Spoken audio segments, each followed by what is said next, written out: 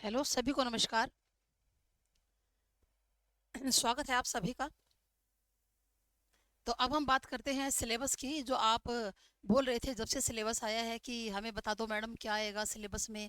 हम काफ़ी कंफ्यूज है, कितना पढ़े कितना ना पढ़े, कितना छोड़ दे। ठीक है, क्योंकि जो इसमें सिलेबस में आपको दिया हुआ है, मैंने आपको सारा का सारा करवाया हुआ है। वो अलग बात है कि आप समझ नहीं पा रहे कि जो इसने जिस लैंग्वेज में लिखा हुआ है कि आपको कितना पढ़ना है और कितना नहीं पढ़ना है। ठीक है, बात बिल्कुल आसान सी है, सिंपल सी है कि देखो यहाँ पर मैं सबसे पहले आपको ये बता रही हूँ कि ये जो आपका टीजीटी लेवल है, आपका जो लेवल है कौन सा, टीजीटी जो आपका लेवल है, टीजीटी लेवल के अंदर जो आपका 15 नंबर का पोर्शन आता है हिंदी ग्रामर का, जो हिंदी ग्रामर का पोर्शन आता है 15 नंबर का, इसके अंदर आपको क्या क्या पढ़ना है। ठीक है, तो देखो पहले का पैटर्न तो ये था कि 15 नंबर की ओनली हिंदी ग्रामर आया करती थी, तो आपको कुछ और सोचने की जरूरत ही नहीं थी। ठीक है, अब इन्होंने आपका काम बढ़ा दिया। काम कैसे बढ़ा दिया, सीटेट की तर्ज पर कर दिया अभी इसको। जैसे सीटेट के अंदर होता है ना कि कुछ ग्रामर का पोर्शन पूछ लिया और कुछ पूछ लिया आपसे पेडागोजी का, तो वही काम इसके अंदर कर दिया। ठीक है, अब आपको ग्रामर तो पढ़नी ही पढ़नी पड़ेगी, लेकिन साथ में आपको पेडागोजी भी तैयार करनी पड़ेगी। जैसे सीटेट के अंदर करते हैं सेम वही पैटर्न है, ज़्यादा कंफ्यूज होने की जरूरत नहीं है। मार्केट में बुक्स अवेलेबल हैं सीटेट की प्रीवियस ईयर की, या आपके पास अगर पड़ी हो पहले से, या निकाल सकते हो आप गूगल से सीटेट के जो प्रीवियस ईयर पेपर हैं। आप केवल उन्हीं को दोहरा लो, उन्हीं को पढ़ लो और आपकी बात बन जाएगी 15 नंबर की यहाँ पर, क्योंकि सेम टू सेम है, कोई फर्क नहीं है। मैंने सारा इसमें खोजबीन कर ली, सारा देख लिया अच्छी तरह से, सारा खंगाल लिया सीटेट के प्रीवियस पेपर को भी। ठीक है, और इस नए सिलेबस को भी देख लिया, सेम टू सेम बात है, कोई भी फर्क नहीं है। तो देखो पहले हम लोग बात करते हैं कि लैंग्वेज कॉम्प्रिहेंशन क्वेश्चन। ठीक है, तो आपको एक अनसिन कॉम्प्रिहेंशन दिया जाएगा। ठीक है ना, एक ऐसा कॉम्प्रिहेंशन, ऐसा एक पहरा दिया जाएगा आपको। लेकिन यहाँ पर ये कह रहा है कि दो दिए जाएंगे, अनसिन जो पैसेज है ना आपको, वो आपको दो दिए जाएंगे। टू पैसेज, इसने टू पैसेज की बात की है। वन तो प्रोज का और ड्रामा का, एंड वन पोइम का, है ना। वन प्रोज या ड्रामा का और वन क्या है, पोइम का आपको दिया जाएगा। मतलब एक तो आपको कविता में से दिया जाएगा और एक आपको मतलब गद्य में से और एक पद्य में से, सीधा हिसाब है।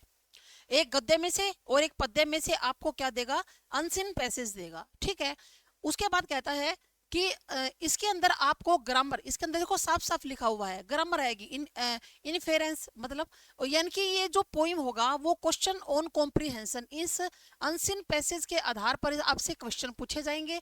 उसी के अंदर ग्रामर होगी एंड वर्बल एबिलिटी होगी, और आपकी शाब्दिक योग्यता को देखा जाएगा। वर्बल एबिलिटी माना आपकी शाब्दिक योग्यता को देखा जाएगा। ठीक है ना।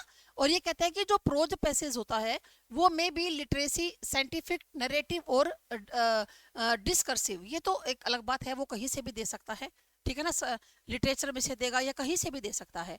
तो मेन बात क्या है कुल मिलाकर, कि आपको दो पैसेज दिए जाएंगे और उनमें आपसे ग्रामर भी पूछी जाएगी और उससे संबंधित कोई भी प्रश्न पूछ सकता है। आप कहोगे मैडम कैसे, जैसे मान लो कोई भी शब्द आ गया उसके अंदर, और उसके शब्द के आधार पर, जैसे उसके अंदर शब्द आ गया महानंद, आपसे ये पूछ लेगा महानंद में कौन सी संधि है। या उसके अंदर शब्द आ गया, मान लो कोई भी पीताम्बर शब्द आ गया, तो कह देगा पीताम्बर शब्द में समास बताओ कौन सा है। ठीक है, रसोई घर शब्द आ गया तो रसोई घर में समास बता दो। फिर आपसे संज्ञा भी पूछ सकता है, कोई भी शब्द देकर पूछ लेगा बताओ कौन सी संज्ञा है। सर्वनाम पूछ लेगा, इसमें सर्वनाम शब्द का कहाँ प्रयोग हुआ है। कोई शब्द देकर, हरियाली शब्द देकर पूछ लेगा विशेषण बताओ इसके अंदर कौन सा है। तो कुल मिलाकर बात क्या है कि ग्रामर पर तो आपकी पकड़ होनी ही चाहिए। ठीक है ना, ग्रामर पर आपकी पकड़ होनी ही चाहिए। आपको पैसेज में से आंसर छाटने हैं। अगर वो एक पैसेज के तीन तीन प्रश्न देता है तो प्रश्न कितने हो गए जी, 6 हो गए। और हो सकता है कि वो चार चार भी दे दे तो 8 प्रश्न हो गए कुल मिलाकर। 15 में से 8 गए, कितने बच गए, अब 7 बच गए। ठीक है ना, और अगर 7 गए तो 9 बच गए। यानी कि ये हमें नहीं पता कि कितने प्रश्न तो वो पैसेज में से देगा और कितने प्रश्न देगा वो अदर पेडागोजी के अंदर। क्योंकि सीटेट के अंदर जब वो दो पैसेज देता है ना, तो सीटेट के अंदर तो 30 नंबर की आती है फिर। अब देखो pedagogy of language development question, learning and equation, यानी कि भाषा और अधिग्रहण, भाषा है और अधिग्रहण, ये आपको पेडागोजी में पढ़ना है। प्रिंसिपल ऑफ लैंग्वेज टीचिंग, ठीक है, कि जो भाषा के शिक्षण के जो सिद्धांत कौन कौन से हैं।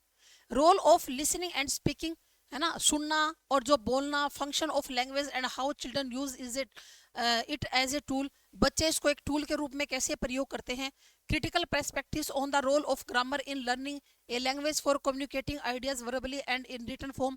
तो यानी कि यहाँ पर जो आलोचनात्मक जो चिंतन है वो ग्रामर के ऊपर वो आपको पूछा जाएगा, ठीक है। और कम्युनिकेटिंग, आप कैसे कम्युनिकेट करोगे लैंग्वेज में, वो आइडियाज पूछा जाएगा, ठीक है। वर्बली कैसे करोगे, रिटर्न में कैसे करेंगे, ठीक है।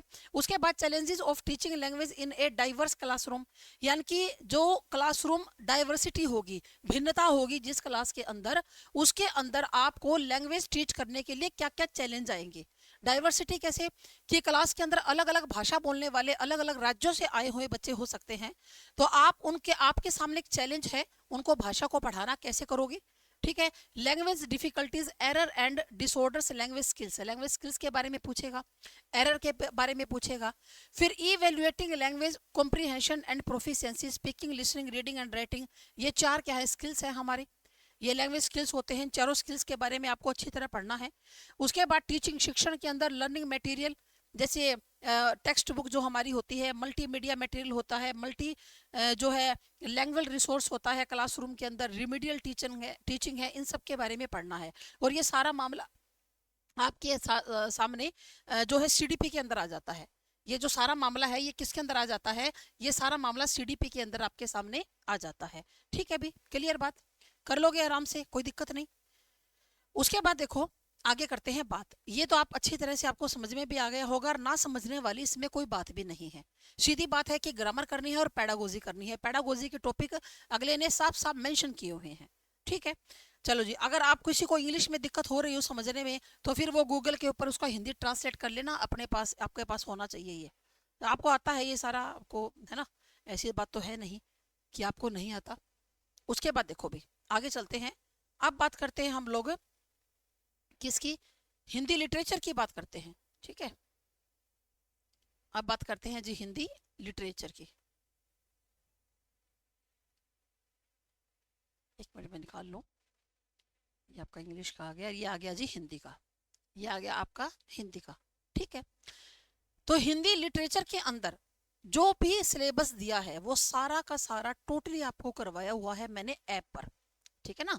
मैंने आपको सारा ऐप पर करवाया हुआ है। हिंदी भाषा एवं साहित्य का इतिहास आता है ना, हिंदी भाषा और साहित्य का इतिहास करवा दिया। भाषा के अलग अलग रूप और संवैधानिक स्थिति क्या है, भाषा के अलग अलग रूपों के बारे में बताना है, भाषा के कितने रूप होते हैं, ठीक है। जैसे राजभाषा है, राष्ट्रभाषा है, ठीक है, तो अलग अलग रूपों के बारे में बताना है। और भाषा की संविधान में स्थिति क्या है, कि इसको भी राजभाषा का दर्जा कब दिया गया, ये वो सारा मामला इसके अंदर आ जाएगा। हिंदी भाषा का इतिहास, ठीक है। देवनागरी लिपि का इतिहास, इसके अंदर बस मैंने आपको ये नहीं करवाया हुआ देवनागरी लिपि का इतिहास, और ये मैं आपको करवा दूंगी। बस एक लेक्चर का मुश्किल से काम है, एक लेक्चर तो लगेगा ही नहीं। बस ये ऐसा है, ये जो मैंने आपको नहीं करवाया ये बता दूंगी आपको। वैज्ञानिकता एवं विशेषताएं, हिंदी साहित्य का इतिहास के बारे में पढ़ना है। जो नामकरण जो है, और विविध प्रवृत्तियां, अलग अलग प्रवृत्तियां कौन सी चली थी हिंदी साहित्य के अंदर, उसके बारे में आपको पढ़ना है। भी कुल मिलाकर बात क्या है, पूरा का पूरा लिटरेचर पढ़ना है जो मैंने आपको करवाया हुआ है, सारा का सारा इसी के अंदर आ जाएगा। कोई अलग से बताओ जो सिंगल भी चीज हो तो, बस एक जो अलग सी चीज है उसको मैंने आपको बता दिया। उसके बाद कहते हैं माध्यमिक स्तरीय एवं पाठ्यक्रम में संकलित रचनाओं की जो जानकारी है, जैसे जो आपका बुक है कौन सी, बसंत, बसंत का भाग 1, 2 और 3 में संकलित जो गद्य एवं पद्य रचनाओं पर आधारित प्रश्न है, यानी कि आपका 6ठी, 7वीं और 8वीं का मामला है, ठीक है ना, यहीं पर है बसंत। तो इनके अंदर आधारित प्रश्न, पाठ्यक्रम में संकलित कविताओं के भाव क्या है, भाई मान लो कोई कविता है तो उसका भाव क्या है, मेन केंद्रीय भाव, भाषा और शैली कैसी है उसकी, ठीक है। आपके पाठ्यक्रम में संकलित गद्य रचनाओं और उनके विविध पक्षों के ज्ञान पर आधारित प्रश्न, ठीक। और पाठ्यक्रम में आए हुए पर्यायवाची शब्द, जो आपके पाठ्यक्रम यानी कि जो आप पढ़ते हो, जो आपने लेसन पढ़े या आपने जो कविता पढ़ी, उनके अंदर जो शब्द हैं उनके पर्यायवाची आपको याद होने चाहिए, ठीक। उसके बाद आपको विलोम भी पता होना चाहिए, अनेकार्थक शब्द के साथ साथ वाक्यांश के लिए एक शब्द से संबंधित प्रश्न। तो ये आपको इतना पढ़ना है। भाई क्या कहा है इसने, कि जो आपकी छठी सातवीं आठवीं के अंदर जो बसंत भाग 1 2 और 3 है, उसके अंदर जो गद्य और जो पद्य रचनाएं हैं उनके बारे में आपको सारा ज्ञान होना चाहिए। और यही बात मैं आपको पहले कहती थी कि भाई कोई भी कविता हो, कोई भी लेसन हो, आप ये देख लीजिए कि वो कहानी है, नाटक है, रिपोर्टाज है, संस्मरण है, यात्रा वृतांत है, उसका लेखक या कवि कौन है ना, उस कोई भी कविता है उसका मूल क्या है, केंद्रीय भाव क्या बताना चाहता है, मुख्य पात्र कौन कौन से हैं, भाषा शैली कौन कौन सी है, तो ये सारी बातें आपको आनी चाहिए। बस वही बात है, थोड़ा सा इसको विस्तार में करके दिया हुआ और कुछ नहीं किया हुआ। मैंने सीधा कह दिया छठी सातवीं आठवीं की एनसीईआरटी तैयार कर लो, और इसने उनको थोड़ा सा डिटेल में कर दिया, और क्या है। उसके बाद देखो काव्य शास्त्र और व्याकरण की यहाँ पर बात हो रही है, काव्य शास्त्र की और व्याकरण की बात हो रही है, ठीक है। तो देखो काव्य गुण और काव्य दोष ये पढ़ना है।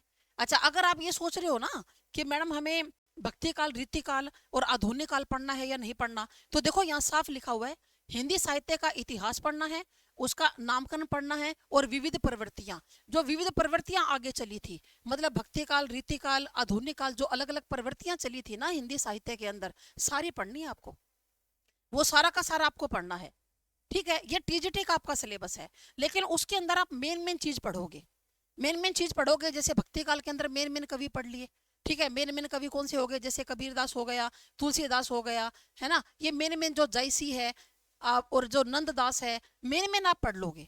यानी कि जो हमने टीजीटी का फोल्डर अलग से बना रखा है ना, बस उन्हीं को पढ़ लो, ज्यादा टेंशन लेने की जरूरत नहीं है इसके अंदर।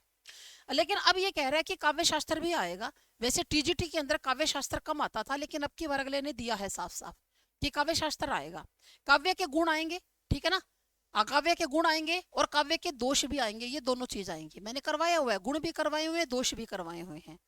अलंकार आएंगे, कौन कौन सा, एक तो उपमा, रूपक, उत्प्रेक्षा, वक्रोक्ति, श्लेष, अतिशोक्ति, असंगति और दृष्टांत, सारे करवाए हुए हैं, बताओ। छंद आएंगे, दोहा, रोला, हरिगीत का, मालिनी, कवि, सवैया, वंशज, सारे के सारे छंद करवाए हुए हैं। रस और रस के अवयव आएंगे, है ना, रस का टॉपिक भी आपको करवाया हुआ है। वर्ण विचार आएगा व्याकरण के अंदर, स्वर और व्यंजन के प्रकार आएंगे, है ना, कितना डिटेल में ये टॉपिक करवाया था, कम से कम 4 5 लेक्चर लगाए थे इस टॉपिक के ऊपर, वर्ण के ऊपर, प्रयत्न एवं स्थान की दृष्टि से, ठीक है। उसके बाद शब्द विचार, शब्द में तत्सम तद्भव देशज विदेशज आएंगे, संधि आएगी, ठीक है, समास आएगा, उपसर्ग और प्रत्यय पर आधारित प्रश्न आएंगे। विकारी शब्द, आपको पता है कि विकारी लिख दिया तो 4 टॉपिक करने पड़ेंगे सीधे, अगर विकारी लिख दिया तो 4 टॉपिक सीधे करने पड़ेंगे, संज्ञा, सर्वनाम, विशेषण, क्रिया, क्योंकि चारों विकारी है भाई। अविकारी लिख दिया तो 5 करने पड़ेंगे सीधा, क्रिया विशेषण, संबंध बोधक, समुच्चय बोधक, विस्मयादि बोधक और निपात, बाकी से निपात नहीं दिया इसके अंदर, ठीक है। वाक्य एवं पद विचार पर आधारित शुद्ध वाक्यों की पहचान, वो शुद्ध शुद्ध हो गए, है ना, और मुहावरे हो गए, लोकोक्ति हो गई, शुद्ध शुद्ध वाक्य भी करने हैं, शुद्ध शुद्ध शब्द भी आएंगे। अब बताओ क्या छोड़ा ग्रामर में, कोई छोड़ा है, कुछ नहीं छोड़ा। इन्होंने ग्रामर के अंदर बस जैसे कारक छोड़ दिया, लिंग छोड़ दिया, है ना, कारक, लिंग और वचन ये छोड़े हैं बस इन्होंने, और कोई छोड़ा ही नहीं। सारे के सारे इन्होंने टॉपिक सारे के सारे दे दिए यूं की यूं, और ये सारी ग्रामर आपको करवाई हुई है, बताओ ना करवाई हुई तो।